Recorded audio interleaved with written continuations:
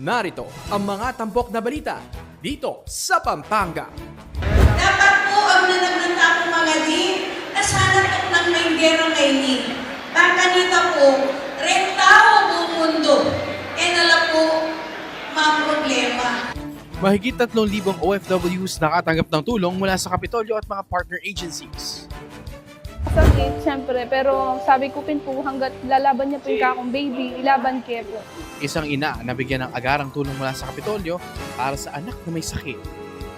Maraming salamat na mayroon po silang naitulong sa kahit na paano. May tulong po silang binigay sa kapamilya namin nasa Israel.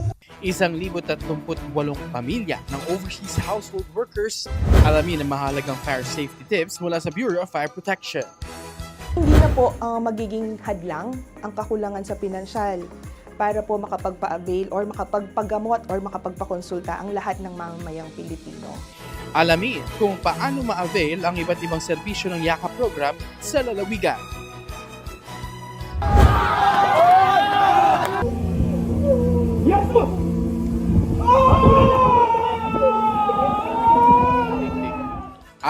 Higit 50 Kapampangan muling nagpapako sa krus ngayong Biyernes Santo, libo-libong deboto at manonood dumagsa sa lalawigan. Lahat yan, tunghayan sa Balita Pampanga. Maya Payaldo, Pampanga. Magandang araw, Pilipinas. Ito ang Balita Pampanga. Naghahatid sa inyo ng mga napapadahong impormasyon at maiinit.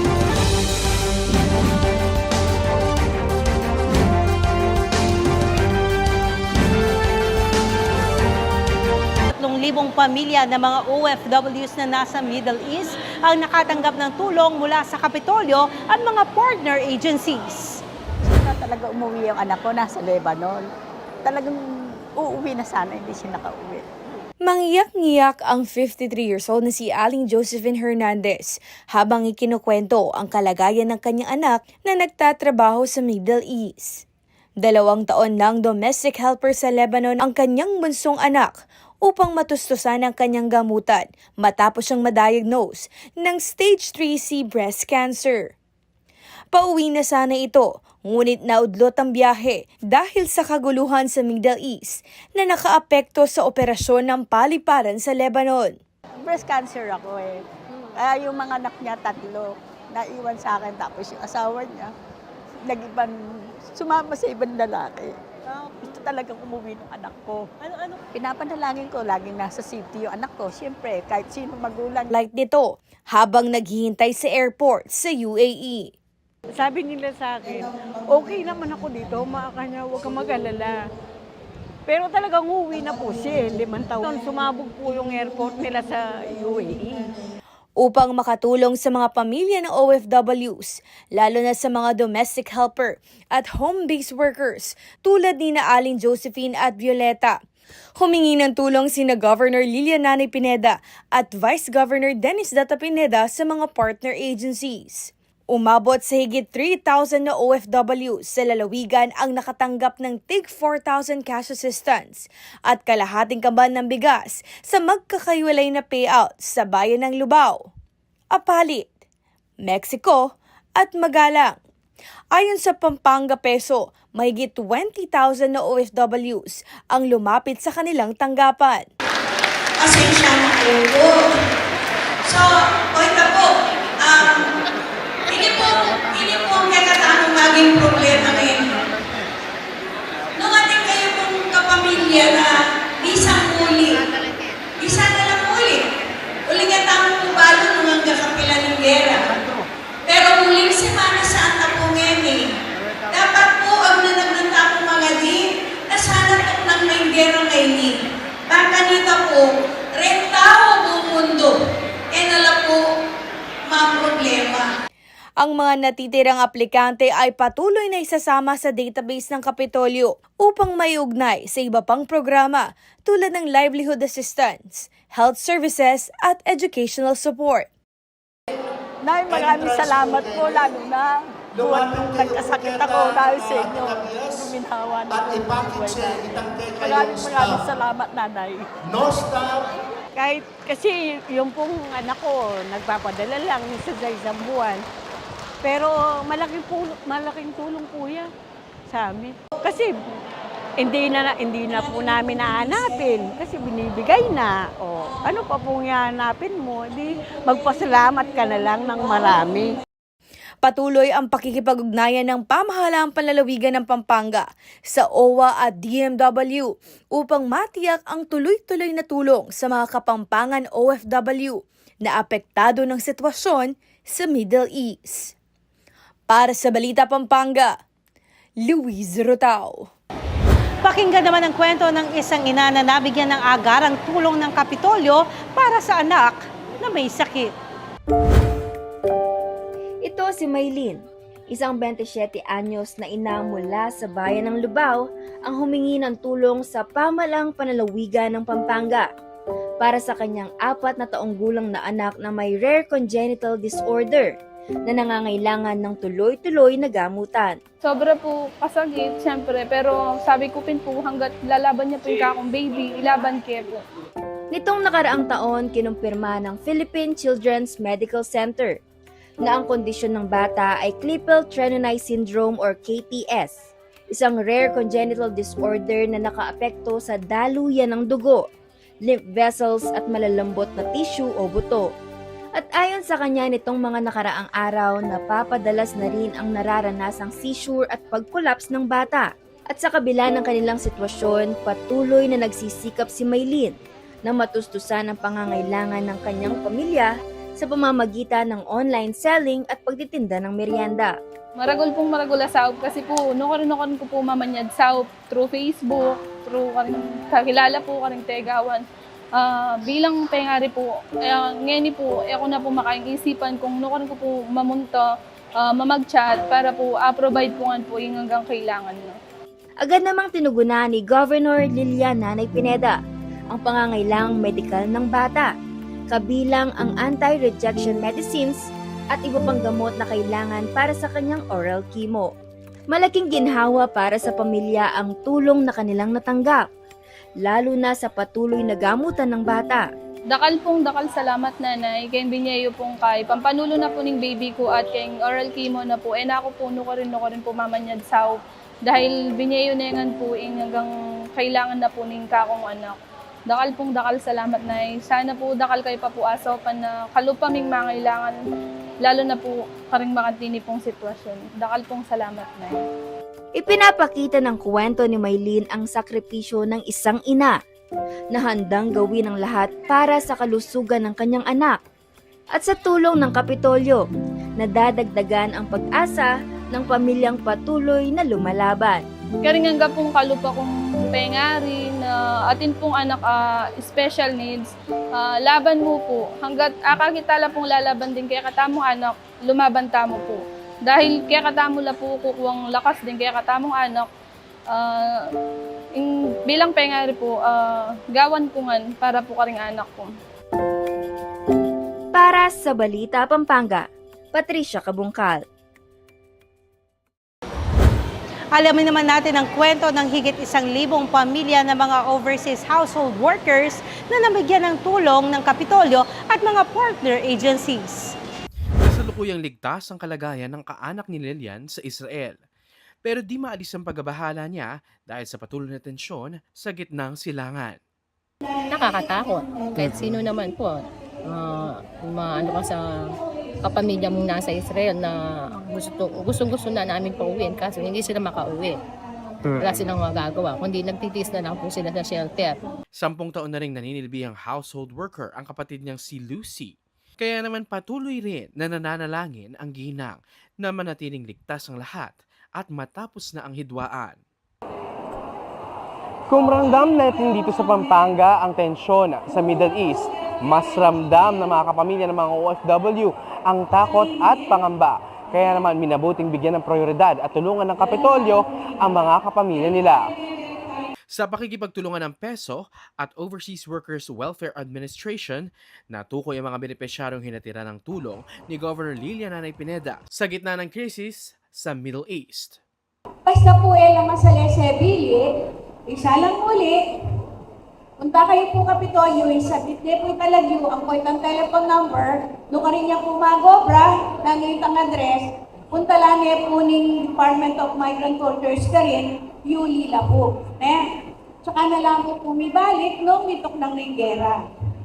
Pero nung masanting naman po kalagayan, safe naman, okay naman po na karinla pa.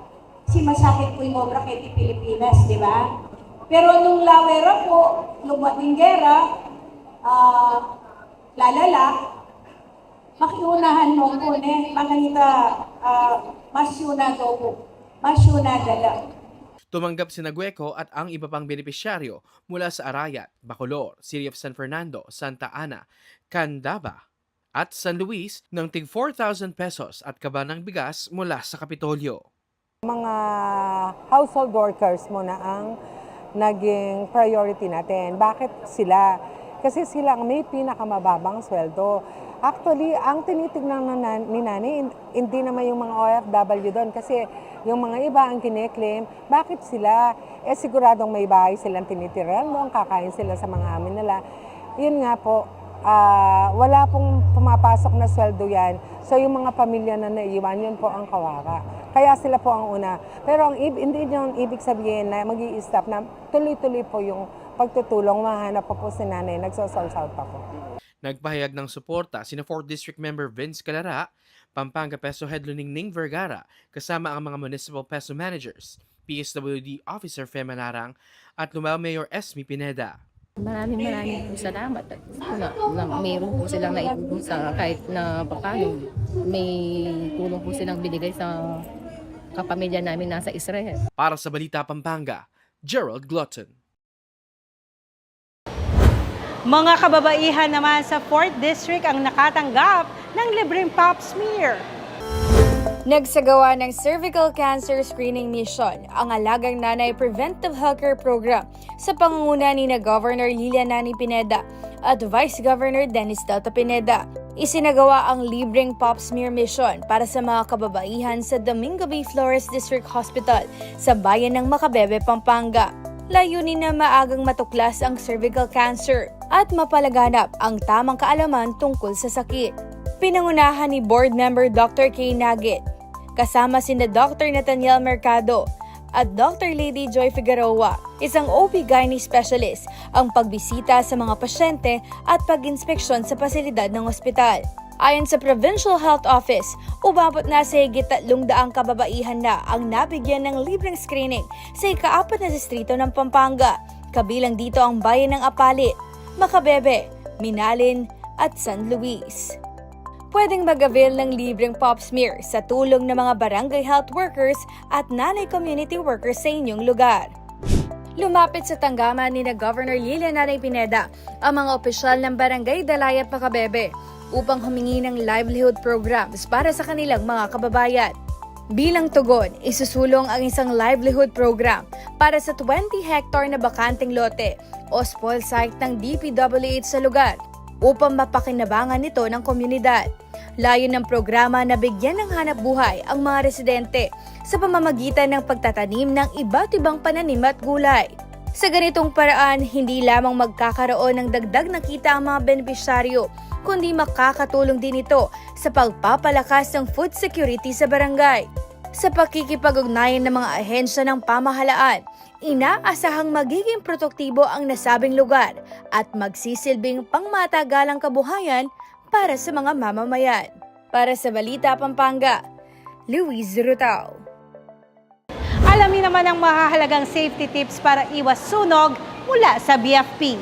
Sa pagtatapos ng buwan ng Marso, inilathala ni Fire Senior Chief Dennis M. Mamawan ng Lubao Fire Station ang naging programa nitong taon.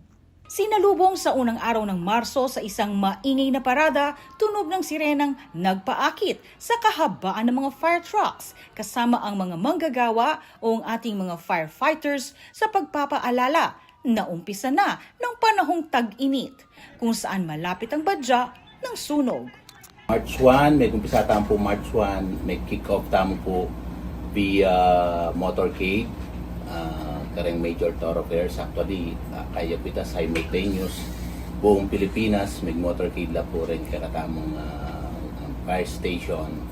And then series of activities, kalupa naman po ng Fire Olympics, mag-open house tamo po kareng bisang bumisitang ang kakatamong anak, grade schoolers, po pong preschoolers, pwede lang mag-visit kayong fire stations para po akit to rin ma-orient or medinan ng briefing about kayong obra ng bumbero. Tinukoy din ang kahalagahan ng pagkakaroon ng fire extinguisher ng bawat tahanan at establishmento para apulahin at kontrolin ang maliit sa umpisa ng sunog upang maisalba ang buhay ng tao at ang mga ari-arian at kagamitan na maaring mapigilan ng mas malaking pinsalang maidudulot. Tumaas naman ang datos ngayong taon kumpara sa structural reported fire incident ng nakaraang taon. Mitas la po rin kakatamong fire incidents as compared to last year. Ngayon pong first quarter na ning 2026, atintahan na pong 6 fire incident. Compared to last year, 5 mo po yung first quarter tamo pong fire incident. Nagkaroon din ng pagkakataong in-house fire drill ang mga mag-aaral sa daycare center na bumisita sa opisina ng Bureau of Fire nitong March 18, 2026. Pinulong ang mga talapamahala ng bawat barangay upang magbigay ng BPATs o ang Barangay Peacekeeping Action Team na sila ang kaakibat sa pagsugpo sa oras ng sunog. Ito ay isang halimbawa ng first aid fire drill. Sa oras ng pangangailangan, maaring tumawag sa mga numerong ito. Ipagbigay alam ang detalye sa pagsiklab ng apoy. Kasama ang buong puwersa ng munisipalidad ng Bayan ng Lubao sa liderato ni Mayora Esme Pineda, ang kapakanan ng bawat Lubenyo ang nangunguna. Para sa Balita Pampanga, Ivy Christine. Sa bawat tahanan, may kwento ng pag-aaruga, kwento ng pag-asa, at minsan, kwento ng pangamba, dulot ng karamdaman.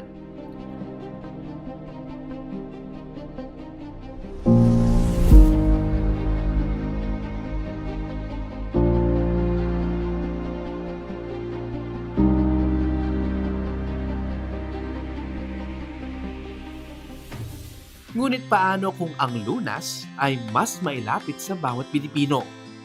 Ngayon, dito sa Pampanga, mas pinalapit, mas pinadali at mas pinalawak ang serbisyong pangkalusugan para sa lahat.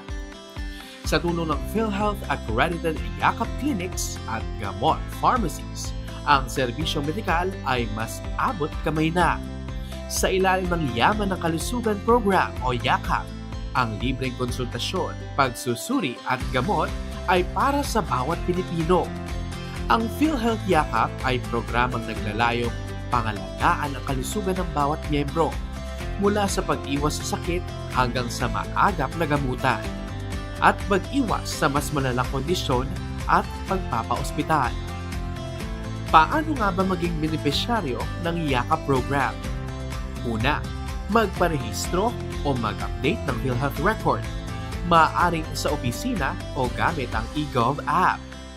Ikalawa, pumili ng accredited Yakap Clinic tulad ng Diosdado P. Macapagal Memorial Hospital. Ikatlo, sumailalim sa verification o liveness check gamit ang PhilHealth Check Utility o PCU. Kapag ikaw ay kwalipikado na, maaari mo nang makamit ang mga benepisyong tulad ng libreng health screening, konsultasyon sa Yakap Physician, laboratory services, at essential na mga gamot. Mapapadali, mas mabilis yung ng mga transition ng mga pasyente. So, mabilis, di kagaya dati, magsusulat pa kami, matagal. Tapos, di kagaya nito, pagka-prescribe mo, ipiprint mo lang, ma-explain mo pa sa pasyente yung mga gamot sa instruction sa kanila.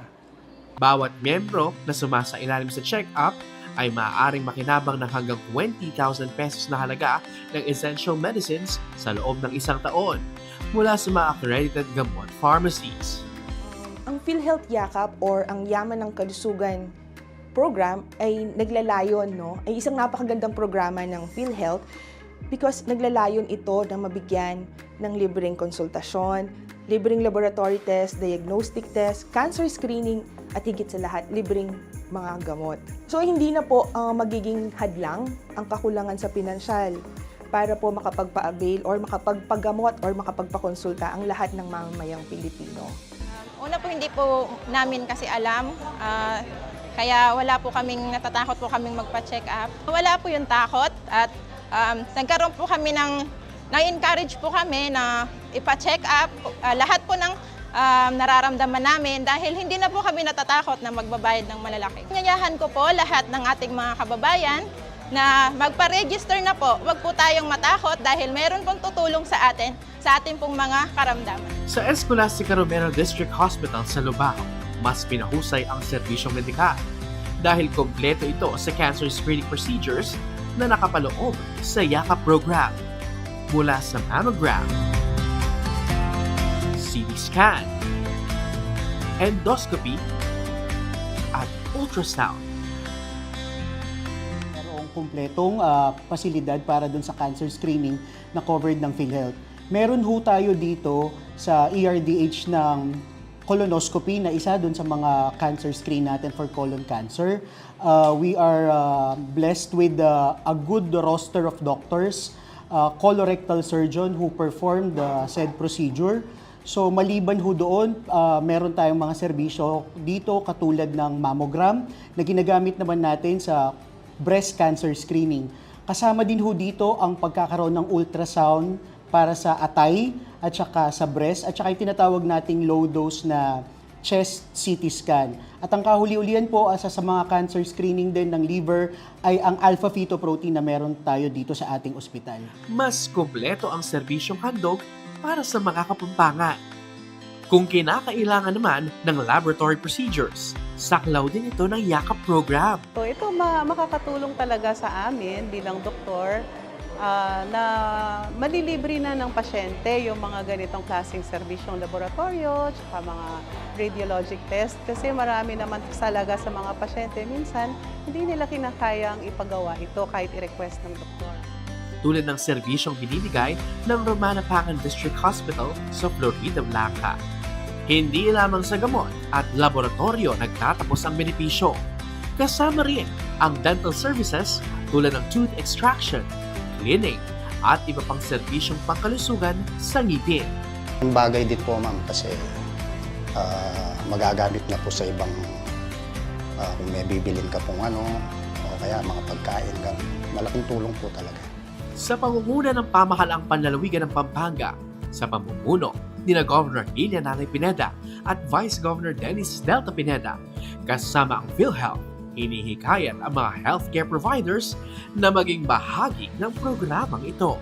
Yung talagang goal nito with PhilHealth is walang maiiwan na Pilipino sa pagdating sa gamutan. Kaya ito napakalaking initiative talaga ng province na talagang i-assure na lahat ng mga district hospitals natin ay makasama na ma-accredit na ng YAKAP. Nais ko pong magpasalamat sa Diosdado Hospital, sa mga staff, doctors, nurses, at pati na din po sa PhilHealth Region 3, kay Governor Nanay at kay Vice Governor Delta Pineda. Maraming salamat po. So malaking pagpapasalamat ang binibigay ng buong probinsya ng Pampanga sa PhilHealth, sa buong bansa, sa mga ganitong programa na alam natin kakapusan sa buhay hindi nagiging priority yung health. Pero ngayon, dahil nga ang pagmamahal ng PhilHealth sa Filipino ay napakalaki, talaga hong ang mga serbisyong pangkalusugan na dati ay kaya lang ng mga mayayaman ay ngayon ay abot kaya para sa lahat. Magpa-accredit bilang YAKAP Clinic at Gamot Pharmacy upang mas marami pang Pilipino ang mapagsilbihan.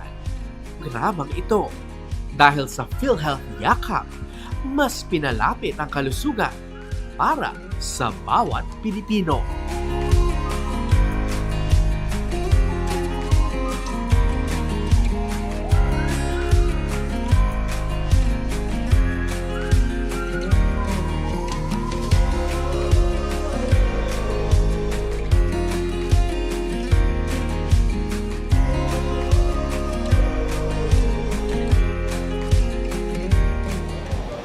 Higit Mahigit 50 deboto naman ang nagpapako sa krus dito sa lalawigan ng Pampanga kung saan libo-libong deboto at mga turista ang dumagsa sa buong Semana Santa.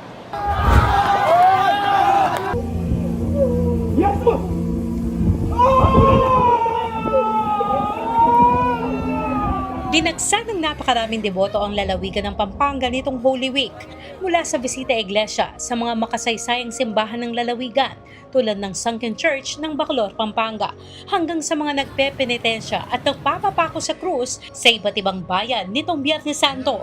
Isa sa mga pinakamatandang nagpapako sa krus si Mang Wilfredo Salvador na nasa 69 anyos na. Ginawa ko po yung pagpapanata ko dito, nagpapanata. Dahil nagkasakit po ako. 3 taon po ako nagkaroon ng sakit. Kaya pag after 6 years po, doon ako naka-recover sa akin. Pag galing ko po, bumalik po ako sa pagpapanata.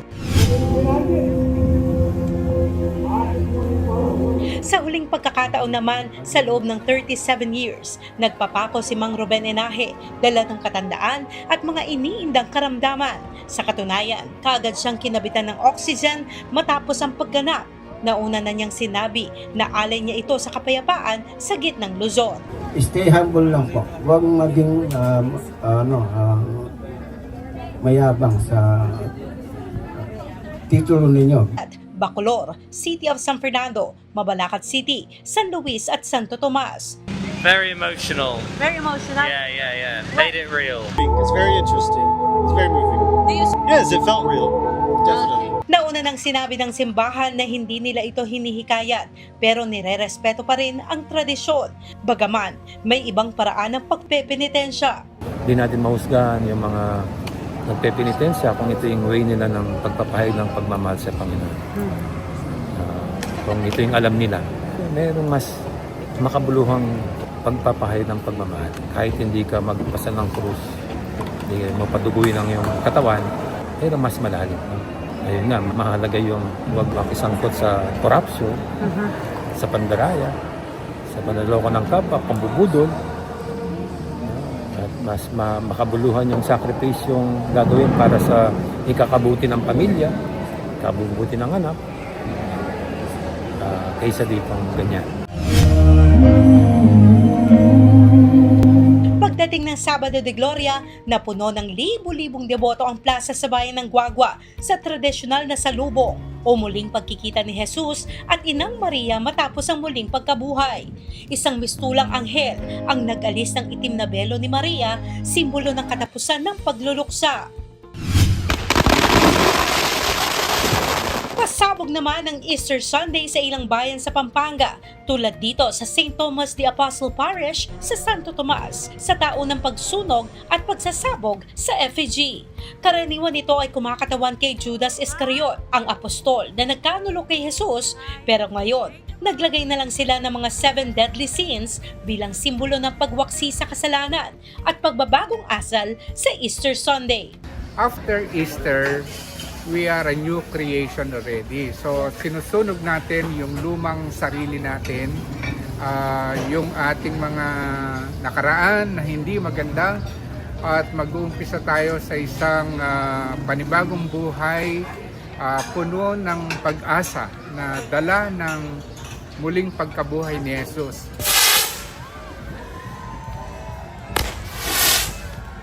Sobrang nag-enjoy ang mga tao sa pasabog. May mga dumadayo taon-taon para lang mapanood ito, tulad ng pamilya na ito na mula pa Antipolo. Enjoy! Mula bata kami, pinapanood namin to. So 29 years na kami sa Antipolo, kaya kami umuwi dito dahil dito rin. Makapanood kami, talagang the best. Dagdag pa ng PNP, naging payapa naman sa pangkalahatan ang obserbasyon ng mahal na araw sa buong Pampanga. Mula sa pagiging commuter, namulat ang mata ng estudyanteng si TJ sa hirap na dinaranas ng mga tsuper ngayon. Sa halip na manood lang, pinili niyang kumilos. Sa tulong ng kanyang mga magulang at sariling savings, umabot sa 20 packs ng tig 3 kilong bigas ang inihanda at ipinamahagi niya sa 20 tsuper na dumaan sa San Juan Bautista, Guagua. Dala ang placard, pumara siya ng mga jeepney hindi para sumakay o malimos, kundi na makahagi ng praktikal na ayuda na tunay na nakatutulong sa araw-araw na pangangailangan ng mga driver. Sa bawat pag-abot ng bigas, maliit na bagay man, patunay ito sa mas malaking epekto at pakikipagkapwa ng mga kabalit. Kahit pagod at bilad sa init, diretso sa pag-aaral tapos sa pamimigat. Ehemplo si PJ ng kabataan may puso at paninindigan. Ipinapakita ng kwentong ito ang tunay na diwa ng bayanihan ng mga Kapampangan na sa gitna ng pagsubok at krisis, ang malasakit at busilak na puso ang nananaig. Para sa Balita Pampanga, Gerald Glutty. Manatiling nakantabay sa Facebook page ng Pampanga PIO para sa iba pang impormasyon at balita dito sa Pampanga. Napapanahong impormasyon, balansing mga balita, tunay na mga pangyayari inyong natunghayan dito sa Balita Pampanga. Ako po, si Grace Sirutao, Pampanga, Kalugaran na ka.